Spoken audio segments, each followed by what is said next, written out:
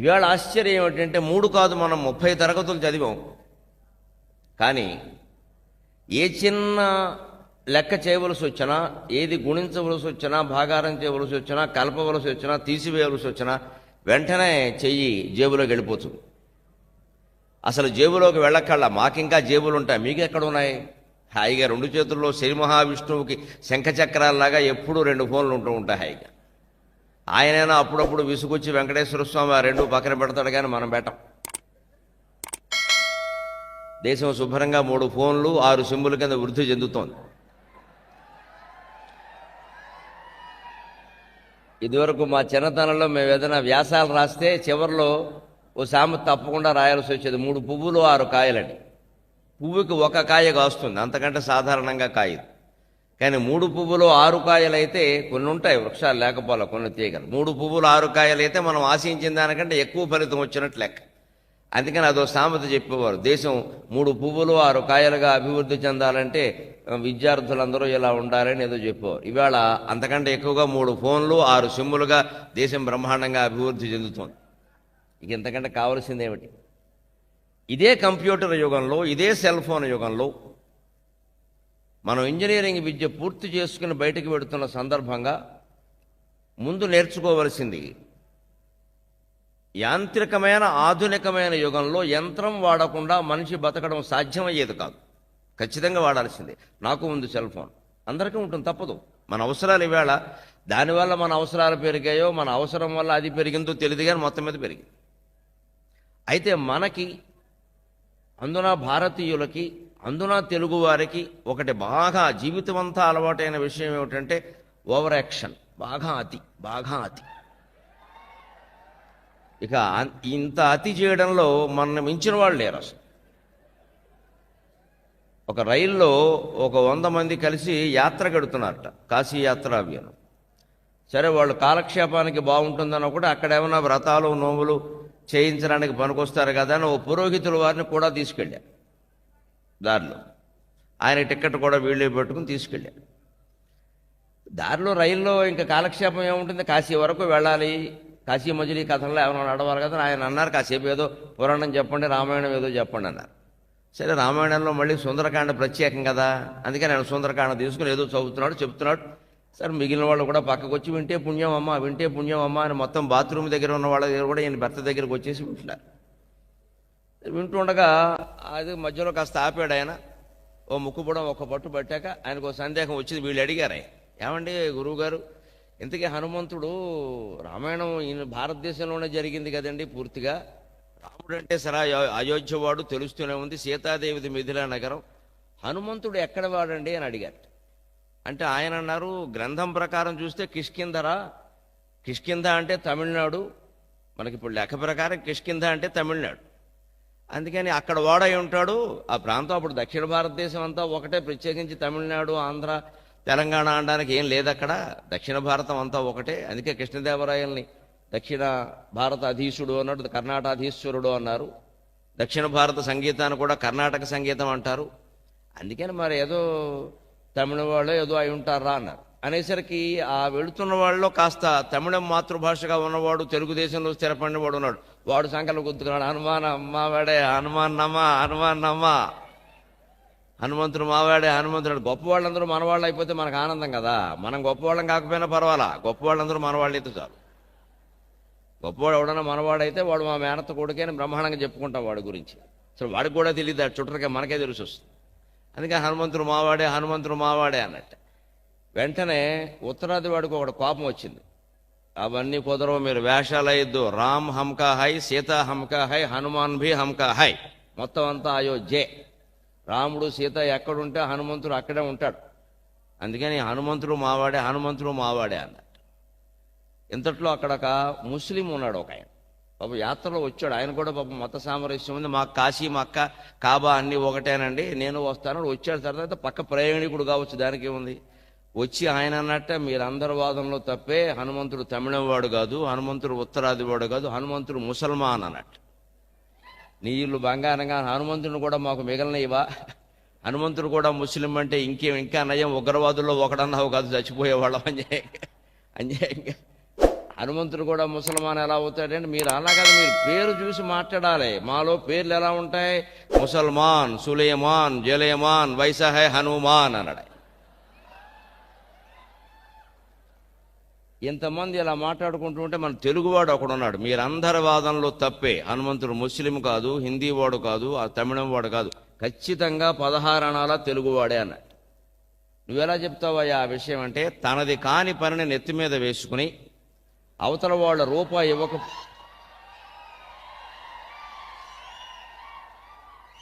తన పని కాకపోయినా సరే దాన్ని నెత్తి మీద వేసుకుని అవతల వాడికి దానికి ఏమీ ప్రయోజనం లేకపోయినా సరే, అవతల వాడు కనీసం టీఏడిఏలు కూడా ఇవ్వకపోయినా సరే సొంత ఖర్చులు పెట్టుకుని అంత దూరం వెళ్ళి కొంపలంటించే వ్యవహారం మా తెలుగువాడు ఒక్కడికే ఉంటుంది, ఇంకెవడకుండా. ఇది స్వభావం. ఇది మా భాష మేము మాట్లాడడం, ఇతరుల భాషలే మాట్లాడతాం. మా సంస్కృతిని మేము అనుసరించాం, ఇతరుల సంస్కృతిని అనుసరిస్తాం. మా వేషం మాకు అక్కర్లా, వేరే వాళ్ళ వేషమే మాకు కావాలి. అలాగే మేమందరం వేరే వాళ్ళ కోసమే పనిచేస్తాం, మా కోసం అసలు మేము ఆలోచించాం. పూర్తిగా నిస్వార్థరహితమైన జీవనం. మా ఛాతీ 72 అంగుళాలు కాదు, 720 అంగుళాలు ఉంటుంది ఖచ్చితంగా అని చెప్పి. దీని నుంచే మనం నేర్చుకోవాలి ఖచ్చితంగా. ఏ యంత్రం కాదండి, ఏ నాగరికత కాదండి, ఏ సంస్కృతి కాదండి, ఏ భాష కాదు, ఏ మతం కాదు, ఏ వ్యవహారమైనా సరే తెలుగునాట పుట్టకపోయినా సరే ఇతర ప్రాంతాల్లో పుట్టింది ఇక్కడికి వచ్చేసరికి ఇది విజృంభిస్తుందండి వ్యాధిలాగా. ఆశ్చర్యకరమైన విషయం ఏంటంటే, మన ప్రవృత్తికి 12వ శతాబ్దంలో నన్నయ్య గారి తర్వాత, క్రీస్తు శకం 12వ శతాబ్దంలో ఒక 100 ఏళ్ల పాటు భారత రచన ఆగిపోయిందండి. నన్నయ్య గారు సగమే రాశారు, 3 పర్వాలు రాశారు ఆయన. తర్వాత మరి 18 పర్వాల్లో 3 ఇంకా రాయాలి. ఆయన చనిపోయారు. ఆయన చనిపోవడం సరే, ఆయన పెద్ద ఆయన చనిపోవచ్చు, దానికేముంది. కానీ తర్వాత ఎవరికి భారతం రాయాలని అనిపించకపోవడం కాదు. సమర్థులైన కవులు చాలామంది ఉన్నారు. పాల్కూరికి సోమనాథుడు ఉన్నాడు, గోన బుద్ధారెడ్డి ఉన్నాడు, రంగనాథ రామాయణం రాశారు, బసవ పురాణం రాశారు, రకరకాల కావ్యాలు వచ్చాయి. కానీ భారతం రాల. మళ్ళీ తిక్కన గారు 14వ శతాబ్దంలో పుట్టి 200 ఏళ్ల తర్వాత భారతాన్ని ముట్టుకునే ధైర్యం చేశారు. ధైర్యం అని ఎందుకంటున్నాను అంటే, సామర్థ్యం లేక కాదు, మన వాళ్ళకి చాలా ఉంది. కానీ ఆ కాలంలో తమిళనాడు నుంచి వీర వైష్ణవం, కన్నడ ప్రదేశం నుంచి వీరశైవం 2 వచ్చి మన తెలుగునాటను చుట్టుముట్టాయి. ఇవి 2 ఇక్కడ పుట్టలా. కానీ వాళ్ళకంటే భయంకరంగా ప్రవర్తించారు వీళ్ళు. ఇక్కడ వాళ్ళు ఎవడైనా విష్ణువుని సమర్థిస్తూ గ్రంథం రాస్తే తగలబెట్టేస్తాం అన్నారు శైవులందరూ. అస్సలు ఎవడన్నా మెడలో లెంకకాయ పెట్టుకుని నెత్తి నుదుటి మీద విభూతి పెట్టుకుని కనపడితే సజీవ దహనం చేసేస్తాం అని వీర వైష్ణవులు అన్నారు. మొత్తం ఈ 2 వర్గాల వాళ్ళు కొట్టుకోవడం వల్ల భారతం అద్వైత గ్రంథం. భారతం శివుణ్ణి విష్ణువుని ఎవరిని ప్రత్యేకించి పొగడదు. అందరు దేవుళ్ళు ఒక్కటే, అసలు దేవుడు నిరాకారం నిరంజనం, ఏ రూపమైనా భగవంతుడని చెబుతుంది అద్వైతం. దాన్ని ముట్టుకునే ధైర్యం ఎవరికి రాలేదని చంపేస్తారు జనం. తీవ్రవాదుల కింద తయారయ్యారు. నువ్వు విష్ణువునైనా సమర్థించాలి, శివుణ్ణైనా సమర్థించాలి, ఇద్దరూ సమానం అన్నామంటే ఇద్దరు వచ్చి కొట్టేస్తారు. అంత తీవ్రంగా ఉందండి మన తీవ్ర స్వభావం. ఎక్కడెక్కడో పుట్టినటువంటి మతాలు ఇక్కడికి వచ్చి ఇంత తీవ్రంగా పెత్తనం ఎందుకు చేస్తున్నాయి? ఇవాళ జీన్స్ ప్యాంటు వేసుకునేవాళ్ళు ఇంగ్లాండ్ దేశంలో ఎంతమంది ఉంటారో తెలియదు, కానీ ఒక్క ఆంధ్ర తెలంగాణలో అంతకు రెట్టింపు సంఖ్యలో ఉంటారు, అనుమానం లేదు. అంతకు రెట్టింపు సంఖ్యలో ఉంటారు. అక్కడ వాళ్ళు ఎందుకు వేసుకుంటారు ఇంత టైట్ ప్యాంట్లు, బాగా టైట్ లెగ్స్, దాని మీద మళ్ళీ టాటు, బీటు, మాటు అన్ని పెట్టి ఇవన్నీ వాళ్ళంత టైట్గా ఎందుకు వేసుకుంటారంటే చలితో చచ్చిపోతూ ఉంటారు అక్కడ. అది మంచు కొండల మధ్యలో ఉండే జీవితం, వణికిపోతూ ఉంటారు. ఇక్కడ మనం మంగళంలో మాడిపోతున్నాం వేపుడు మొక్కల్లాగా. ఇక్కడ మనం అలాంటి వేషం వేసుకోకూడదు నిజాలు, కానీ మనకి చెబితే నచ్చదు. మా ఇష్టం, ఆరోగ్యం పాడైపోయినా సరే మా ఇష్టం. ఇదిగో ఈ పరభాషని, పరవేషాన్ని, పరనాగరికతని, పర సంస్కృతిని మూర్ఖంగా అనుకరించేటువంటి ధోరణి నుంచి బయటపడాలి అంటే మన జాతి వ్యక్తుల నుంచి మనం ఆత్మవిశ్వాసాన్ని పొందగలగాలి. అందుకోసం నేను మా అమ్మ ఉదాహరణ చెప్పాను. ఎవరి తల్లిని వారు గుర్తు చేసుకోండి. మన జాతి వీరులు ఎవరో మనకు అర్థమవుతుంది ఖచ్చితంగా. 3వ తరగతి చదివి మానేసి 9 ఏళ్ల వయస్సులో పెద్దలు చెప్పినట్టే పెళ్లి చేసుకుని 9 మంది పిల్లల్ని కానీ తర్వాత విద్యాలయం అంటే ఏమిటో, విహారం అంటే ఏమిటో, విలాసం అంటే ఏమిటో, వినోదం అంటే ఏమిటో తెలియని తల్లి మమ్మల్ని 9 మందిని పెంచి పెద్ద చేసింది. అందులో 2 ఆడపిల్లలు, 7 మగపిల్లలు. అందరికీ పెళ్లిళ్ళు చేశారు, చదువులు చెప్పించారు. ఏవో వాళ్ళ చేయగలిగిందంతా వాళ్ళు చేశారు. అందులో కొంతమందిని ఈ రకంగా మీ అందరి ముందు ఇన్ని వేల మంది ఇక్కడ కూర్చొని ఉంటే నిరభ్యంతరంగా, నిస్సంకోచంగా, ధైర్యంగా ఈ సింహాసనం మీద నాకు కూర్చునే యోగ్యత ఉంది అని ఆత్మవిశ్వాసంతో మాట్లాడగలిగిన వ్యక్తిని తయారు చేసింది. మరొకడైతే జడిసిపోవలసిందే వ్యవహారాన్ని, మరొకడైతే జడిసిపోవలసిందే. పెద్దవాళ్ళు ఉన్న సభలో మాట్లాడచ్చు, పిల్లలు ఉన్న సభలో మాట్లాడటమే చాలా కష్టం. ఎందుకంటే ముందు అంటే చాలు ఏళ్ళ మొదలవుతాయి అక్కడ. వారికి వేదిక మీద వక్త కూడా గర్ల్ ఫ్రెండ్ లాగే కనపడతాడు. అంత ప్రేమగా ఏలేస్తా తట్టుకోవాలి, జాగ్రత్తగా ఉండాలి, ఏం చెప్పాలో చూసుకోవాలి, దానికో ప్రణాళిక వేసుకోవాలి, నెమ్మదిగా మన దారిలోకి తెచ్చుకోవాలి. తర్వాత మొత్తం ఏం చెప్పాలో అదే చెప్పాలి. ఏం చెప్పాలో అది చెప్పకుండా పిల్లలకు కావాలి కదా అని సినిమా కబుర్లోనే చెప్పాను అనుకో, నాకు ఇచ్చే సంభావన ఇవ్వకుండా ఏమంటే మిమ్మల్ని పిలిచింది ఇందుకోసమేనా అంటారు. పిల్లలకి ఎవరు 4 మంచి మాటలు చెబుతారు కదా అంటే మాకంటే మీరు జడగొట్టేలా ఉన్నారు వ్యవహారం అంటారు. ఎంత నేర్పు ఉండాలంటే నేర్పు ఎక్కడి నుంచి వస్తుందండి? మన వాళ్ళ నుంచే మనం పూర్తి స్ఫూర్తి పొందగలగాలి. అందుకే ఇవాళ విద్యార్థి దశని ముగించుకుని సమాజంలో అడుగుపడుతున్న విద్యార్థులకి స్నాతకోత్సవం సందర్భంగా, కాన్వకేషన్ సందర్భంగా అందరూ సరస్వతీదేవి పుత్రుల్లాగా ఆవిడ తెల్ల వస్త్రం కట్టుకుంటుంది, మీరు నల్ల వస్త్రం కట్టుకున్నారు, అదొక్కటే తేడా. అందరూ బ్రహ్మాండమైనటువంటి వస్త్రాలు ఉన్నారు, ఏం పర్వాలేదు. ప్రత్యేకించి ఆ వస్త్రాల్లో మీరు సమాజంలో అడుగుపెడుతున్న సందర్భంగా గ్రహించవలసింది ఒక్కటే, ముందు మన సంస్కృతిలో మన సమాజంలో మనం గౌరవం పొందాలి అంటే 5 లక్షణాలు ఉండాలి, 5 వకారాలు: వస్త్రము, వపుష్షు, వాక్కు, విద్య, వినయం. ఈ 5 ఉంటే ఖచ్చితంగా మన సంసార జీవితం, మన ఉద్యోగ జీవితం, యావజ్జీవితం బాగుంటాయండి. ముందు వస్త్రం, వేషధారణ, అది మన వృత్తికి అనుకూలంగా ఉండాలి, మన దేశానికి అనుకూలంగా ఉండాలి, మన దేశ వాతావరణానికి అనుకూలంగా ఉండాలి. ఈ దేశం ఎంత చెప్పుకున్నా ఈవేళ వర్షాలేవో అప్పుడప్పుడు పడుతూ ఉన్నా, ప్రధానంగా మనది ఉష్ణ దేశం.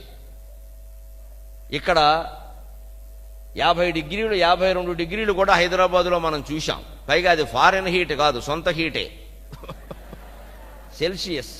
విదేశాల్లో అయితే ఫారెన్ హీట్లో లెక్క కడతారు, మనది ఫారెన్ హీట్ కాదు, సొంత హీటే. 30 డిగ్రీలు 35 డిగ్రీలు అనేది మనకి మామూలు విషయం. విమానాల్లో ప్రయాణం చేసి వస్తూ ఉంటాం కదా, వాడు దిగడానికి 10 నిమిషాల ముందు టెంపరేచర్ అని హైదరాబాద్ అని చెబుతూ ఉంటాడు. 30-32 వరకు మనకేం అనిపించదు, ఇది మామూలే అనుకుంటాం. కానీ అప్పుడే అమెరికా నుంచి వచ్చి దిగుతూ ఉంటాడు చూడండి, వాడు 30 అనేసరికి వా అంటాడు వాడు వెంటనే. ఎందుకంటే వాడి ప్రాణానికి వాడు ఎప్పుడు 12 మించి చూడలేదు అక్కడ సెల్సియస్లో, 12-18 అని. అంత చలితో ఉన్నవాడు 30 డిగ్రీలు అంటే అయ్యో హైదరాబాద్లో దినగర్మ హారిబుల్ అంటాడు వాడు ఇంగ్లీషులో వెంటనే, తట్టుకోలేనట్టు. మనకు ఆ 30 అనగానే మనకి 30 మామూలే, మనకి హారిబుల్ ఏమిటి, మనకి బుల్బుల్. మనకి 30 లెక్క, 50 లెక్క పెట్టమండవి. ఈ ఉష్ణ దేశంలో అందుకు అనుగుణమైన వేషధారణే ఉండాలి. ఈవేళ యువతరానికి నచ్చడం కొంచెం కష్టంగా ఉండొచ్చు, కానీ అలాంటి వేషధారణ లేకపోబట్టే నేను మొహమాటం లేకుండా చెబుతున్నా. ప్రత్యేకం యువతరమే ఉన్నారు కాబట్టి చెబుతున్నా, మొహమాటం లేకుండా. మరోలా అనుకోవద్దు. టైటు దుస్తులు వేసుకోవడం వల్ల, జీన్స్ ప్యాంట్ ప్రత్యేకించి ధరించడం వల్ల సంతాన సామర్థ్యం తగ్గిపోతోంది, అనేక రకాల స్త్రీ పురుషుల సౌఖ్య సామర్థ్యం కూడా తగ్గిపోతుంది. నన్ను మన్నించండి. దానికి కారణం చెబుతాను చాలా స్పష్టంగా. మీకు వివరంగా కావాలంటే యూట్యూబ్లో నేను చెప్పినటువంటి అంశం వీరవిహారం చేస్తోంది మొత్తం అంతా. హల్చల్ బ్రహ్మాండంగా గరికిపాటి నరసింహరావు ఆయన జీన్స్ ప్యాంట్ అని చూసుకోండి, మొత్తం వస్తుంది, వివరంగా వస్తుంది, అనుమానం వెళ్ళా. ఎందుకోసం వేషాన్ని గురించి ప్రత్యేకంగా చెబితే, ఇక్కడ ముందు కూర్చున్న వరుసలో ఉన్న ఉపాధ్యాయుల్ని, ఆచార్యుల్ని, పెద్దవాళ్ళని, ఆడవాళ్ళని, మగవాళ్ళని మీరు చూడండి. వాళ్ళంతా కొంచెం వదులైనటువంటి వస్త్రాలు ధరించారు. సుమారు కాస్త గాలి ఆడుతూ ఉంటుంది,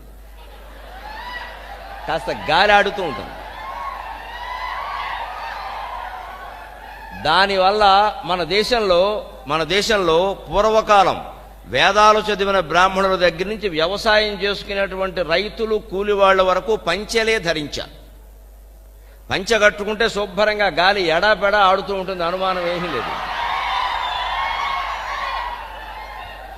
అది కట్టుకోవడం కష్టమే, ఒక్కసారి అలా మారమని నేనన్న మా అబ్బాయిలకి చెప్పినా వినరు, అది సాధ్యం కాదు. కానీ ఆ వేసుకునేటువంటి ప్యాంట్లే కాస్త లూజు ప్యాంట్లు వేసుకుంటే గాలి ఆడుతుంది, ఎండ సోకుతుంది, చలి సోకుతుంది, ఆనందంగా ఉంటుంది.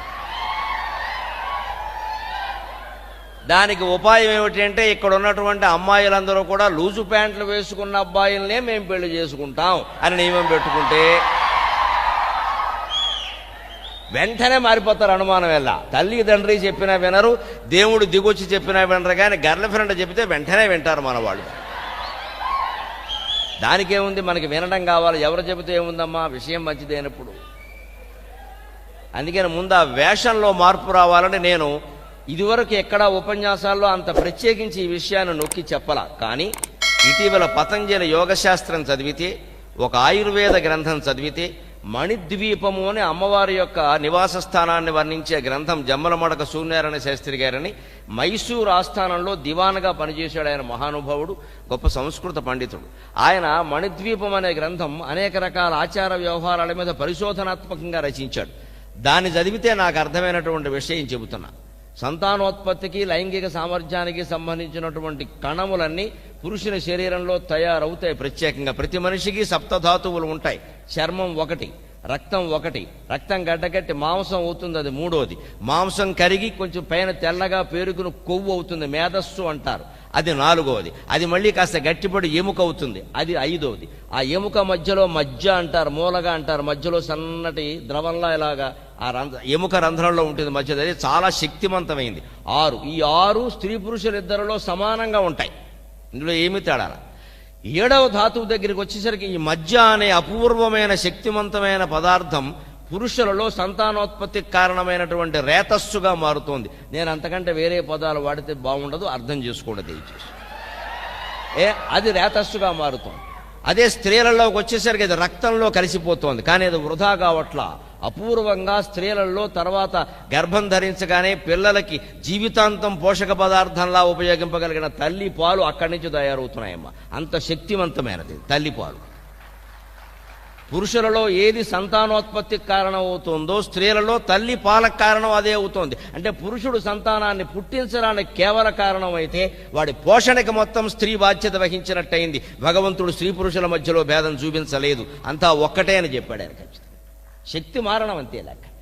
ఈ శక్తి, ఈ ఉత్పత్తి శక్తి ఉందే, ఇది ఎప్పుడూ కొంత తగిన ఉష్ణోగ్రతలోనే ఉండాలి. వామ్నెస్ అంటారు, వెచ్చదనంలో ఉండాలి, వేడిగా ఉండదు, మరీ వేడెక్కకూడదు. కోడి గుడ్లు పొదుగుతుంది, చిన్న 4 గుడ్లు పెట్టి దాని మీద రెక్కల్ని కప్పేసి పక్షి పొదుగుతుంది. గుడ్లు పొదగాలి, వేడెక్కాలి కదా. 4 గుడ్లు పెనం మీద పెట్టి ఓసారి ఇలా వేయిస్తే చచ్చిపోతాయని చేయండి. అది వేడి తగలకూడదు, వెచ్చదనం ఉండాలి. భగవంతుడు సహజంగానే పురుషుని శరీరంలో అవి వెచ్చగా ఉండడానికి, ఎప్పటికప్పుడు ఒంట్లో ఉష్ణోగ్రత పెరిగితే దూరంగా జరిగిపోవడానికి, ఒంట్లో ఉష్ణోగ్రత తగ్గితే దగ్గరికి రావడానికి అవకాశం ఉండే సంకోచ వ్యాకోచ విధానంలో ఫ్లెక్సిబిలిటీ పెట్టి సృష్టించారండి. ఆ రకంగా పురుష శరీర నిర్మాణం చేసిన పురుషోత్తమునికి నమస్కారం. మనం ఎవరం చేసింది కాదు, ఆయన చేశాడు ఆ సృష్టి. అది ఇవాళ జీన్స్ ప్యాంట్ కారణంగా ఎప్పుడూ విపరీతంగా వేడి అందుతూ ఉండడం వల్ల ఆ కణాలు దెబ్బతింటున్నాయి. ఆ తర్వాత మనం చేసే సాఫ్ట్వేర్ ఉద్యోగం కారణంగా మనస్సంతా హార్డ్వేర్ అయిపోవడం కారణంగా ఇంకాస్త జీవశక్తి ఏదైనా ఉంటే అందులో అది కాల్ సెంటర్లో నాశనం అయిపోతుంది. 10 గంటలు 12 గంటలు ఒకే చోట కూర్చోవడం ఏమైపోతుంది నాశనం అయిపోకపోతే? అనేక రకాల ఇబ్బందులు రావడం వల్ల మీరు గమనించండి. అందరూ నా పిల్లలు లాంటి వాళ్లే కాబట్టి చెబుతున్నా, పెళ్ళయిన తర్వాత ఏడాదికే 2 ఏళ్లకే విడాకుల మనస్తత్వాలు రావడానికి అహంకారాలు కారణమని చెబుతున్నారు, డబ్బు కారణమని చెబుతున్నారు. అంతకంటే కూడా ప్రధాన కారణం కనిపించని అసంతృప్తి. అది ఎవరూ పైకి చెప్పరు, దాన్ని మనం ఎదుర్కొని తీరవలసిందే ఖచ్చితంగా. భారతీయమైన శృంగార శాస్త్రం ద్వారానే, జీవన సామర్థ్యం ద్వారానే దాన్ని ఎదుర్కొంటాం. అందుకని ముందు వేషధారణలో మార్పు రావాలి. పంచె కట్టుకోమని నేను అనను, కట్టుకుంటే చాలా మంచిదే. కానీ కనీసం లూజ్ అయినటువంటి వస్త్రాలు వేసుకునే ప్రయత్నం చేయండి స్త్రీ పురుషులందరూ. అందుకే మీరు పల్లెటూళ్ళలో పురోహితులను కానీ, ఇదివరకు ఉన్న వాళ్ళకి రైతులను కానీ మీరు గమనించండి, పంచెలు ధరించే వాళ్ళని. వాళ్ళందరి సంతానాన్ని చూడండి, ఒక్కొక్కడు గుణపంలా ఉంటాడు, తేడా ఉండదు. ఇంకా గుణపాలే, అంత బలం అండి. ఇది వస్త్రేణ. వపుష అంటే బాడీ లాంగ్వేజ్ అంటామని. ఇవాళ దానికి ప్రత్యేకంగా కోచింగ్ సెంటర్లు ఉంటాయి. ఇంటర్వ్యూలో ఎలా కూర్చోవాలి, సభలో మాట్లాడితే ఎలా కూర్చోవాలి, పెళ్లి చూపుల్లో ఎలా కూర్చోవాలి, ఏవో చెబుతూ ఉంటారు మొత్తం అన్ని. అదే వపుష్, అదే చెప్పాడు సంస్కృతంలో. ఎక్కడికైనా పెడితే కూర్చునే విధానం తెలియాలి కదా. ఇంత సింహాసనం మనకి వేసినప్పుడు ఇలాగే కూర్చోవాలి, నేను దర్జాగా, నాకు ఇలాగే అలవాటు అని చెప్పేసి పైన కాళ్ళు ఎట్టేసి కూర్చుని వేరుశెనక్కాయలు కొట్టుకుంటే ఎవడో వెండ ఎక్కడ. ఇంత సింహాసనం వేసింది అందుక ఈయన కూర్చోవడం కూడా చేత కాదరా. తద్దినం భోజనానికి కూర్చున్నాడు అంటారు. వెంటనే తద్దినం భోజనానికి కూర్చునే విధానం వేరు, సభలో కూర్చున్నటువంటి విధానం వేరు, ఎదురుగా వింటున్న వాళ్ళు కూర్చునే విధానం వేరు, మాట్లాడే కూర్చునే విధానం వేరు. అలాగే చేతులు కాళ్ళు ఊపడం దగ్గర నుంచి అభినయం విపరీతంగా చేసినా తప్పే. అసలు ఏమీ చేయకుండా యంత్రంలాగా ఇలా కూర్చుని మైక్కి నాకు తేడా లేకున్నట్టుగా మాట్లాడినా తప్పే. అలా కూడా మాట్లాడకూడదు యంత్రంలాగా. వచ్చి మాటలు చెబుతున్నవాడు మనిషి, వాడు అన్నం తింటున్నాడు, వాడు కొన్ని అనుభూతులు ఉంటాయి. అనుభూతుల్లో శృంగారం, వీరం, కరుణం, అద్భుతం, హాస్యం, భయానకం అన్నీ ఉంటాయి.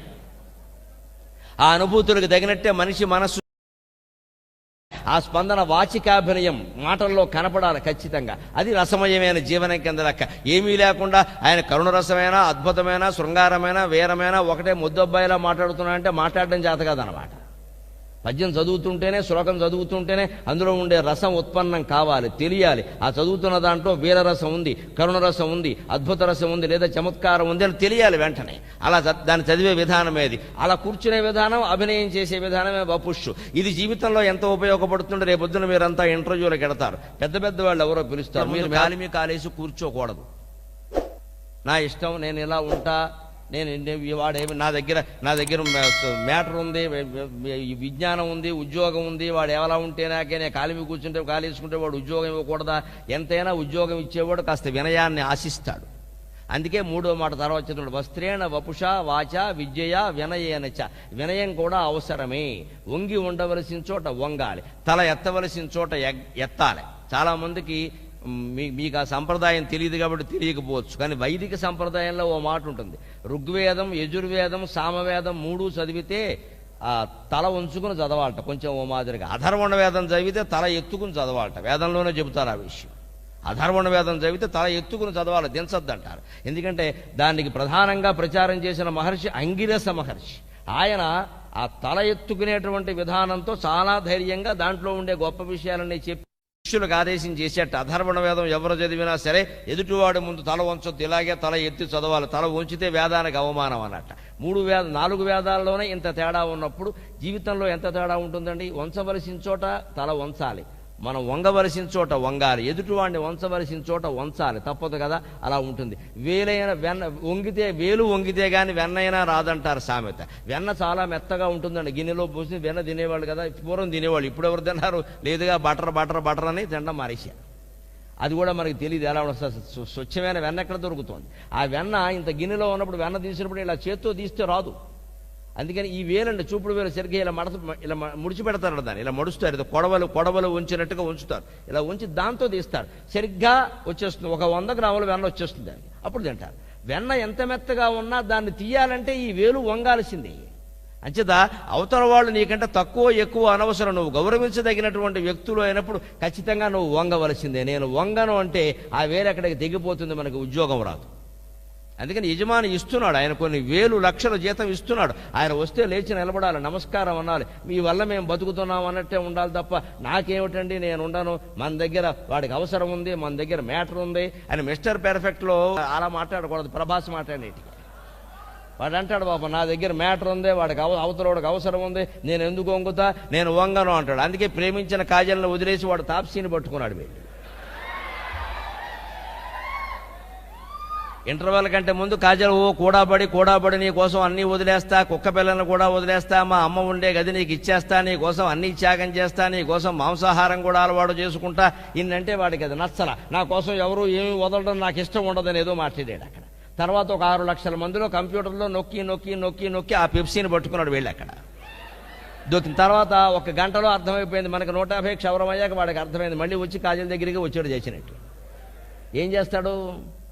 అదే అర్థం చేసుకోవాలి. జీవితంలో ఎప్పుడు మనం ప్రేమించే వాళ్ళకంటే మనల్ని ప్రేమించే వాళ్ళని పెళ్లి చేసుకుంటేనే సుఖంగా ఉంటాం.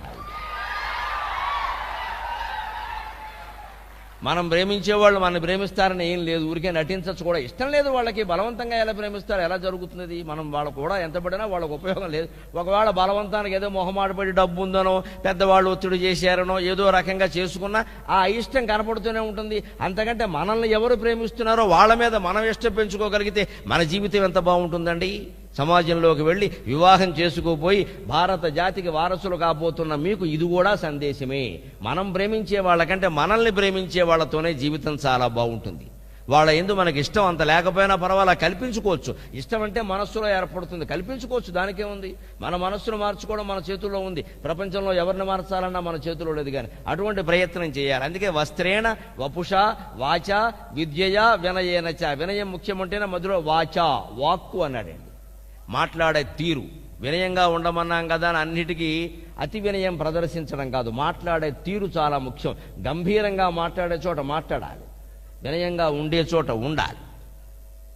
అలా ఇంటర్వ్యూలో కానీ ఇతరత్రా కానీ ఆ గాంభీర్యం అనేది ముఖ్యంగా మాటల్లో వంచన కనపడకూడదు. మోసగిస్తున్నాడు, నిజాయితీ లేకుండా మాట్లాడుతున్నాడు అనే ధోరణి రాకూడదు. ఎక్కడ మనం మాట్లాడినా తప్పు చేసినా పర్వాలేదు కానీ ఒప్పుకున్నాడండి, నిజాయితీ ఉందండి మనిషి దగ్గర అని అంగీకరించే స్థితిలో ఉంటే ఆ వాక్య విన్యాసం మనకు ఖచ్చితంగా ఉద్యోగాన్ని తెచ్చిపెడుతుంది, అనేక సమస్యలను పరిష్కరిస్తుంది. ఆ వాక్య విన్యాసం, వచో నైపుణ్యం మనకి ఎక్కడో గ్రంథాలు చదవక్కల, తెలుగులో సామెతలు వింటే చాలు వస్తుంది. ఓ ఇంటికి బిచ్చగాడు వచ్చాట, మాదా కబడం తల్లి అన్నట్ట. ఆ ఇల్లాలు చాలా తెలివిగా ఏముందో తెలుసా, మాదా కబడం తల్లి అనగానే మా ఆయన ఎక్కడైనా కనపడ్డాడా అందుట. కమ్యూనికేషన్ స్కిల్ అంటారు దీన్నే. మాదా కబడం తల్లి అంటే మా ఆయన ఎక్కడైనా కనబడ్డాడు అన్నాడు. ఎందుకంటే ఆయనది ఇదే డిపార్ట్మెంట్, ఆయన బయటికి వెళ్ళాడు అడుక్కోవడానికి, అది విషయం. ఆవిడంత తెలివిగా చెప్పింది ఆ విషయాన్ని. ఆయన ఓ బిచ్చగాడు, ఆ విషయం తెలియదు వీడికి. ఆ ఇంటికి వచ్చేసి మాదా కబడం తల్లి అన్నాడు. మేము బిచ్చగాళ్ళం, మేమే దరిద్రులం, మేమే అడుక్కుంటున్నాం, నీకెక్కడ పెడతాం, ఊళ్ళో ఇంతమంది ఉండగా మేమే దొరికామా, ఇన్ని మాటలు ఆ ఇల్లాలు మాట్లాడడం ఇష్టం లేదు. తన దారిద్ర్యాన్ని బయట పెట్టుకోవడం ఇష్టం లేక ఎంత చమత్కారంగా చెప్పింది అంటే మా ఆయన ఎక్కడైనా కనబడ్డాడా అని అడిగింది. అంటే ఏంటి, ఓ 4th ఇయర్ విద్యార్థి కనపడకపోతే ఇంకో 4th ఇయర్ విద్యార్థిని అడుగుతాం మనం. ఓ CCE వాడు కనపడకపోతే ఇంకో CCE వాడిని అడుగుతాం. పక్క ఇంజనీరింగ్ కాలేజీకి వెళ్ళి అడగం కదా. ఓ NS మాస్టర్ కనపడకపోతే PS మాస్టర్ని అడుగుతాం ఖచ్చితంగా. వాళ్ళిద్దరూ కలిసి పెడుతూ ఉంటారు, వస్తూ ఉంటారు కాబట్టి. అలాగా ఓ అడుక్కునేవాడు కనపడకపోతే ఇంకో అడుక్కునేవాడిని అడుగుతాం. అందుకని తెలివిగా మా ఆయన బెచ్చగాడు అని చెప్పకుండా మా ఆయన ఎక్కడైనా కనపడ్డాడా అని వాడికి అర్థమైపోతుంది. నన్ను ఎందుకు అడుగుతుంది కనపడ్డాడా అని. వాళ్ళ ఆయన ఇదే రకం అనమాట. అయ్యో మీ ఆయన కూడా ఆయన వెంటనే చెల్లెమ్మ జాగ్రత్త చూసుకోమ్మా, ఇల్లు పాపం ఎలా చేసుకుంటున్నావో, ఆయన వస్తే కానీ గడవదనమాట అని వెళ్ళిపోయాడు. దానివల్ల 2 ప్రయోజనాలు ఆ ఇళ్ళకి. ఒకటి వెళ్ళిపోయాడు, 2 మళ్ళీ రాడు ఎప్పుడు. ఇంకా తెలిసిపోయిందిగా అడుక్కునేవాడు ఇల్లని ఎందుకు వస్తాడు. బిచ్చగాడి ముందు కూడా ఇంత తెలివితేటలు ప్రదర్శించినటువంటి ఇల్లాళ్ళు ఏ మీడియంలో చదివారో దయచేసి ఇంజనీరింగ్ విద్యార్థులు ఆలోచించారు. వాళ్ళు అసలు బడి ముఖం ఎరగరండి, కానీ అంతంత తెలివితేటలు ప్రదర్శించారండి. తెలివితేటలు కేవలం చదువు వల్లే వస్తాయి అనుకోవడం పొరపాటు, లోకజ్ఞానం వల్ల వస్తాయి. మీరు 4 ఏళ్ళు ఇక్కడ ఇంజనీరింగ్ చదువుకున్నవాడు, అంతకుముందు ఇంటర్మీడియట్ సహా ఎన్నో చదివిన వాళ్ళు ఎప్పుడైనా దినపత్రిక చదివారా ఒక్కసారి గుర్తు చేసుకోండి. దినపత్రిక చదవకుండా మీరు ఇంజనీరింగ్లో ఏ పని చేయలేరు, ఏ ఉద్యోగము చేయలేరు. ఇక్కడ ఉన్న అధ్యాపకుల శాతం ప్రతిరోజు ముందు దినపత్రిక స్టాఫ్ రూమ్లో కూర్చుని చదివేనా సరే అందులో వార్తలను ఏదో ఒక రకంగా తమ పాఠంలో జోడించి, అవసరమైనవి అన్నీ కాదు, అవసరమైనవేవో జోడించి చెప్పాలి. అప్పుడు ఖచ్చితంగా చెప్పే విధానం ఎలా ఉంటుంది అంటే, ఓ ఇది ఇవాళ అప్ టు డేట్గా ఉంది, సమకాలికంగా ఉంది సమాచారం అంతా, ఇది పాత విద్య ఏదో మనకి నేర్పట్ల, ఈ కాలానికి ఉపయోగపడేటువంటి విద్య నేర్పిస్తున్నారు అని ఖచ్చితంగా అనుకుని విద్యార్థి శ్రద్ధ చేస్తాడు. మీరు అధ్యాపకులుగా ఎవరు మారినా, ఉద్యోగస్తులుగా మారినా దినపత్రిక రోజు తెలుగు అయినా సరే, ఇప్పుడు తెలుగు చదవగలరో లేదో అదో సమస్య కదా, ఇంగ్లీష్ అయినా పర్వాలేదు, ఏదో ఒకటి మొత్తం మీద చదవాలి. ఈ రాజకీయాలు మనకెందుకు, అవన్నీ కుళ్ళిపోయే, అన్నీ మోసాలే, అన్నీ మాయలు చేసేవాళ్లే, అంతా కల్తీయే, ఈ వైరాగ్యాలు పనికిరావండి. ఏ కల్తీ అయినా, ఏ మోసమైనా, ఏ రాజకీయమైనా ఆ ప్రపంచంలోనే మనం జీవిస్తున్నాం. ఖచ్చితంగా అక్కడే మనం ఉద్యోగం చేయాలి, అక్కడే మనం సంసారం చేయాలి, అక్కడే మనం 100 ఏళ్లు జీవించాలి. ఆ సమాజం గురించి మనం తెలుసుకోకుండా ఎలా జీవిస్తామండి. ఎంత అసహ్యించుకున్నప్పటికీ తప్పదు. దాన్ని బాగు చేయవలసింది కూడా మనమే. ఇక్కడ ఇంతమంది భారతీయ సంప్రదాయాన్ని, సాహిత్యాన్ని, సంస్కారాన్ని తెలుసుకుందుకు ఇంతమంది ఇంజనీరింగ్ విద్యార్థులు సిద్ధంగా ఉన్నారే, మీరందరూ వెళ్ళి రకరకాల రంగాల్లో దైవానికి, ధర్మానికి అంకితమై పనిచేస్తే భారతదేశం బాగుపడ్డానికి ఏడాది సమయం చాలండి. నేను అపూర్వమైన విశ్వాసంతో చెబుతున్నాను ఈ మాట. ఏడాది సమయం చాలు. కానీ మన ఆలోచనలన్నీ ఎలా ఉంటాయంటే, ఒక్క మాట నేనే చెప్పాను ఎక్కడో సరదాకి పద్యంలో, ఉన్నవాడు ఉన్నతోద్యోగి స్టేట్స్లో, లేనివాడు గల్ఫ్లో నకూలి. బాగా చదువుకున్నవాడు అమెరికా, ఆస్ట్రేలియా, లండన్ వెళ్ళిపోతాడు. కాస్త గట్టిగా పనిచేసేవాడు అందరూ అరబ్ దేశాలు వెళ్ళిపోతారు గల్ఫ్లో. మరి ఇక్కడ ఎవరు ఉంటారు? ఉన్నవాడు ఉన్నతోద్యోగి స్టేట్స్లో, లేనివాడు గల్ఫ్లో నకూలి. బద్ధకస్తులెల్ల భారతాంబిక పాలు, బద్ధకస్తులెల్ల భారతాంబిక పాలు, ఎట్లు బాగుపడునో ఈ ధరిత్రి. బాగా డబ్బు సంపాదించడం కోసం అమెరికా, ఆస్ట్రేలియాలు వెళ్ళిపోతారు. కాస్త కష్టపడి పనిచేసేవాడు ఎవడన్నా ఉంటే పెళ్ళాన్ని ఎక్కడ వదిలేసి మొగుడిని వదిలేసి పెళ్ళాం గల్ఫ్లోకి వెళ్ళిపోతారు. ఇక్కడ మిగిలిన వాళ్ళు ఎవరండి? తెలివితేటలు లేక, కష్టపడే స్వభావము లేక బద్దకించే వాళ్ళే ఉంటారు. ఎక్కడికి దేశం ఎందుకు అభివృద్ధి చెందుతుందండి? ఊరికే నెలకోసారి మన్ కీ బాత్ అని మోడీ గారి మాటలు వినడమే సరిపోయింది మనకి. ఆయన కూడా మాట్లాడడానికి అలవాటు పడ్డాడు. ఈ దేశం బాగుపడుతున్న బాగా నమ్మకం వచ్చినట్టుగా ఉంది. విదేశాల్లోనే తిరుగుతున్నాడు ఎక్కువ మధ్యనే.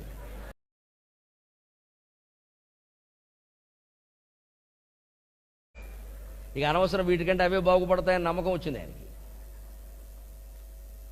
స్థితి నుంచి మనం బయటపడి వస్త్రం, వపుషు, వాక్కు, వినయం, అలాగే విద్య, ఇవాళ మీ దగ్గర ఉన్న సర్టిఫికెట్ ఉందే, మీరు పొద్దున్న కాన్వకేషన్లో తీసుకున్నటువంటి యోగ్యతా పత్రం, అదేమీ సామాన్యమైంది కాదు. మీ జీవనం అనేటువంటి వాంగ్మయంలో అది సువర్ణాక్షరాలతో లిఖించబడినటువంటి పత్రం. జీవితాంతం భద్రపరుచుకోవాలి. రోజు ఒక్కసారి చూసుకుని సరస్వతీదేవి పాదపద్మంలో ఒక రేఖగా దాన్ని భావించి నమస్కారం చేసుకోవాలి. అంత గొప్ప సర్టిఫికెట్ అది. అది కేవలం ఏదో అందాన్ని గురికే చెప్పుకుని పక్కన పారేసేది కాదు. ఇది సరస్వతీదేవి పాదం కింద ఉండే పద్మం ఉంటుందే, ఆ పద్మంలో ఒక రేఖ నాకు సర్టిఫికెట్గా ఇచ్చారు అనుకుంటే దానికి మనం న్యాయం చేస్తున్నాము అని ఆలోచిస్తాం ఖచ్చితంగా. అలాగే విద్య నేర్చుకుని బయటకెడుతున్నారు కాబట్టి ఉద్యోగాల్లో ప్రవేశించాలి. లేదా సొంత వ్యాపారాలు చేసేవాళ్ళు కొందరు ఉంటారు, రకరకాల ఉద్యోగాల్లో చేరతారు. మాకెందుకండి వ్యాపారం కానీ ఉద్యోగం కానీ, మా తల్లిదండ్రుల వారసత్వంగా వచ్చినటువంటి పొలాలు స్థలాలు మాకున్నాయి, మేము అవేవో చేసుకుంటాం అనేవాడు కొందరు ఉన్నారు. ఏదైనా పర్వాలా, అందరూ ఒక్క మాట నేర్చుకోవలసింది ఏమిటంటే మార్కెటింగ్ టెక్నాలజీ. ఈవేళ నీకు ఎంత ప్రతిభ ఉన్నా సరే, నువ్వెంత బాగా చదివినా సరే, నీకెన్ని మార్కులు వచ్చినా సరే, నీకున్న విద్యని ప్రజలకు సరిగ్గా అందజేయలేకపోతే మంచి ఉద్యోగం వచ్చే అవకాశం లేదు. ఈవేళ ఇంజనీరింగ్ పూర్తయి ఉద్యోగాల్లో చేరినటువంటి వ్యక్తుల్లో చాలామంది పనికిరారు, తర్వాత తీసి పారేస్తున్నారు. అంతేకాదు ఐఐటి లాంటి సంస్థల్లో ప్రవేశం దొరికినటువంటి వాళ్ళు కూడా అక్కడికి వెళ్ళాక ఇంపార్టెంట్ చెబుతారా అండి, నోట్స్ చెబుతారా అండి అని అడుగుతున్నారు 10వ తరగతి అబ్బాయిలాగా. ఎందుకంటే కోచింగ్ సెంటర్లో ఇక్కడ బాగా అలవాటు చేశారు, ఇంటర్మీడియట్లో ఇంపార్టెంట్ చెప్పడం, నోట్స్ చెప్పడం. అక్కడికి వెళ్ళి నోట్స్ చెప్పని అడుగుతున్నారు. ఐఐటికి ఐటీఐకి భేదం తెలియట్లే మన వాళ్ళకి.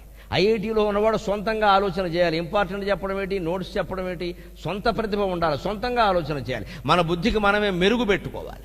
అందుకే ఆ మెరుగు పెట్టే విధంగానే మనం ఆలోచించాలి. మా చిన్నతనంలోనే ఆ మెరుగు పెట్టే విధానం మాకు చెప్పేవారు. బుద్ధిని సొంతంగా ఆలోచింపజేసేవారు. హోంవర్క్ పేరు మీద ఓ 10 ప్రశ్నలు ఇవ్వడం, చూసి రాయండి, చూడకుండా రాయండి అంటాం. అవి పిల్లాడు రాయకపోవడం, తల్లో తండ్రో రాసేయడం, ఎవరు రాశారో కూడా చూడకుండా ఈ మిస్సు ఓ టికెట్ చేయడం, అక్కడికి అయిపోయింది అన్నాం, మార్కులు వచ్చేసాయన్నాం. ఈ దౌర్భాగ్య వ్యవస్థ అప్పుడు లేదు. ఖచ్చితంగా ప్రతి ఒక్కరూ సొంతంగా ఆలోచించవలసిందే. మా చిన్నతనంలో మా మాస్టర్ మాకు ఓ పద్యం చెప్పాడు. ఈ బుద్ధి వికసించడం కోసమే బడి విడిచిపెడుతుంటే ఓ పద్యం చెప్పి దీని సమాధానం ఏమిటో తెలుసుకుని రండరా, ఇవాళ ఎవరికి హోంవర్క్ లేదన్నాడు. ఎప్పుడో 4వ తరగతి చదువుతుంటే. 4వ తరగతి చదువుతుంటే ఎంత ఆనందం అంటే, హోంవర్క్ లేదంటే ఆనందం, బడే లేదంటే బ్రహ్మానందం.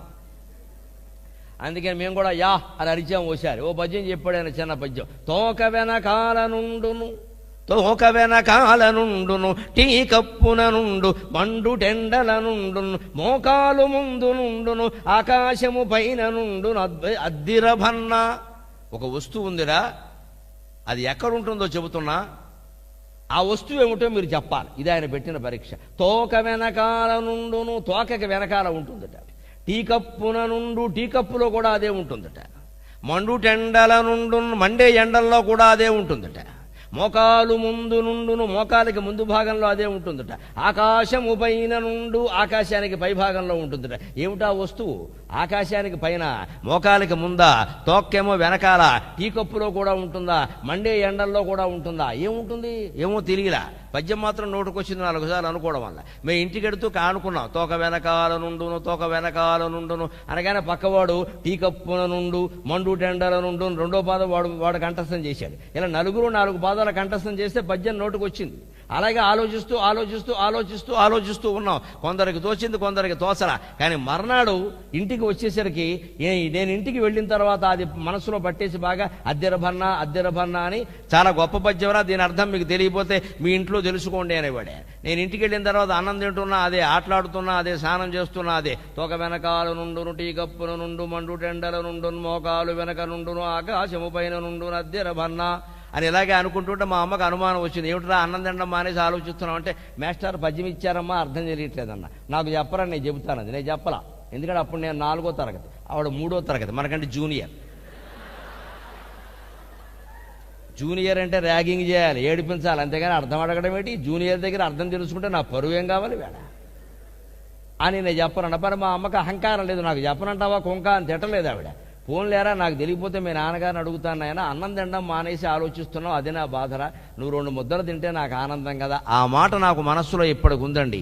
నేను 4వ తరగతి చదువుతుండగా 8 ఏళ్ల వయస్సు కూడా లేనప్పుడు నా తల్లి నాకేం చెప్పింది అంటే, నేను అన్నం తినడం కావాలి, నేను ఆనందంగా ఉండడం కావాలి. నేను ర్యాంకులు సాధించడం, పెద్ద డిగ్రీలు సాధించడం, పత్రికల్లో ఫోటోలు తీయించుకోవడం, ఏదో వేదికల మీద సన్మానాలు అందుకోవడం, ఇవేవి నా తల్లి నా నుంచి ఎప్పుడూ ఆశించాల. నువ్వు సంతోషంగా ఉంటే చాలు, నువ్వు ఆనందంగా ఉంటే చాలంది.